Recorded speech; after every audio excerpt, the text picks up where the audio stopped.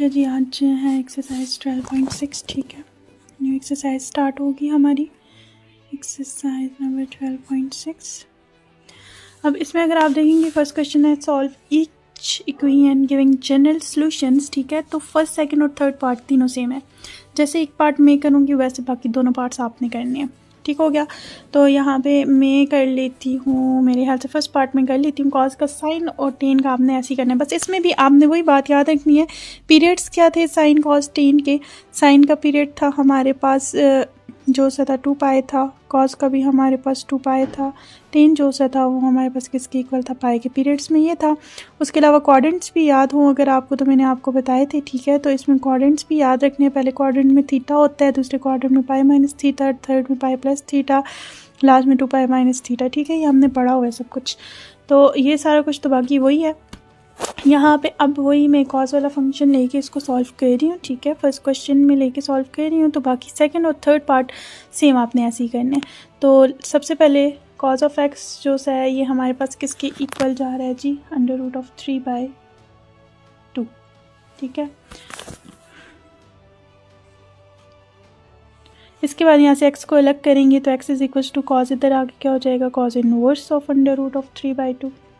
ठीक है, फिर इसके बाद कॉस इनवर्स ऑफ √3/2 आप कैलकुलेटर पे निकालेंगी तो ये हमारे पास होता है 30। ठीक है, तो 30 जब 30 आ गया, अब इसको पाई में रेडियन में चेंज करके लेके जाना है 180, और पाई साथ मल्टीप्लाई हो जाएगा, 0 0 से कैंसिल, 3 1 3 3 6 18, तो x की वैल्यू आ जाएगी π/6। ठीक है, अब ये जो वैल्यू आ गई है मैंने उस वक्त भी आपको बताया था, ये हमारा रेफरेंस एंगल होता है। So angle is equal to π/6 आ गया हमारे पास, ये एक रेफरेंस एंगल होता है। तो अब फंक्शन कौन सा चल रहा है हमारे पास, कॉस का। कॉस अब किधर किधर पॉजिटिव होता है, एक फर्स्ट क्वाड्रेंट में पॉजिटिव होता है, एक फोर्थ क्वाड्रेंट में पॉजिटिव होता है। याद है ना आपको, CAST कॉस्ट लिखवाया था मैंने आपको। तो कॉस जो सा है ये हमारे पास फोर्थ और फर्स्ट फंक्शन में पॉजिटिव होता है। अब इसमें हम इसकी वैल्यूज निकालेंगे। इन क्वाड्रेंट 1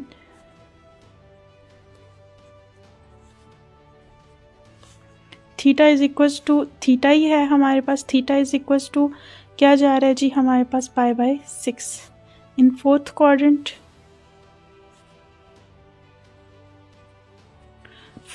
में वैल्यू हमारे पास क्या हो जाती है, 2 पाई माइनस थीटा, जो कि इक्वल हो जाएगी 2 पाई माइनस थीटा की वैल्यू हमारे पास क्या जा रही है, π/6।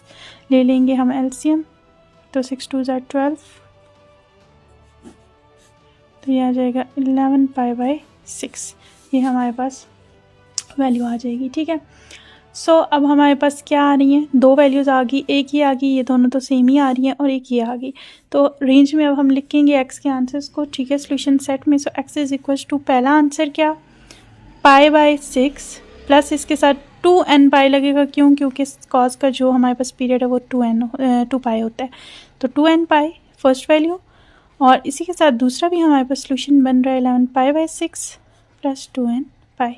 ठीक है, ये पीछे भी हमने ये वाला सारा काम किया है, तो ये हमारे पास आंसर आ जाएगा फर्स्ट क्वेश्चन का। ठीक, सेकंड और थर्ड पार्ट सेम आपने इसके तरह करने हैं। ठीक है ना।